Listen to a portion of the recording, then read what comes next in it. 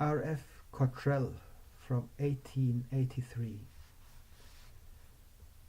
But now once in the end of the world hath he appeared to put away sin by the sacrifice of himself. And as it is appointed unto man once to die, but after this the judgment, so Christ was once offered to bear the sins of many, and unto them that look for him shall he appear the second time without sin unto salvation. Hebrews 9:26-28. The point in this text to which I call attention is that which has a bearing upon the doctrine of probation in the future age. In the context, the apostle teaches us that Christ is the antitype of both the sacrifices and the priesthood of the law. He dies for our sins and then enters the true sanctuary to make the atonement by his own blood. The atonement is not made by slaying the sacrifice merely, but the offering of the blood by the priest in the sanctuary is a necessity. In all this, Christ must follow the type. See Hebrews 8:3 and 9:23.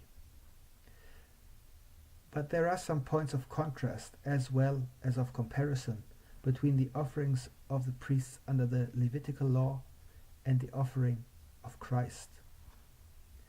The fact that he makes his offering but once is emphasized by repetition. He makes one sacrifice for sins forever. His body is offered once for all. He entered once into the holy place.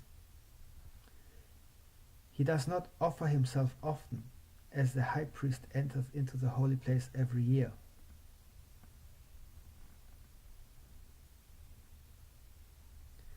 In that case, he must have often suffered since the foundation of the world. The argument of the apostle is that Christ must die as often as he enters the holy places to offer the sacrifice, but he was once offered to bear the sins of many. When is this one sacrifice slain and the one offering made? The common version says, in the end of the world, but the Greek term rendered world is plural. In Matthew 28:20, it is singular, the end of the age. Here it is plural, the end of the ages. It is, as Jameson, Fossé and Brown say, the winding up of all the previous ages, the last age, beyond which no further age is to be expected before Christ's speedy coming.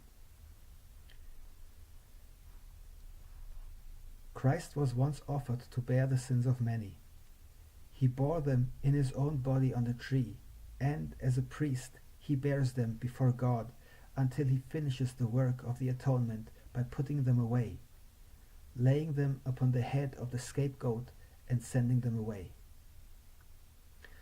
The apostle alludes to the judgment before he speaks of the second coming of Christ. And we learn from Daniel 7 that while the Father sits in judgment, the Son of Man is brought near before him, and there he receives his kingdom. Here his work of intercession for sins closes. His enemies are put under his feet, as he has been expecting.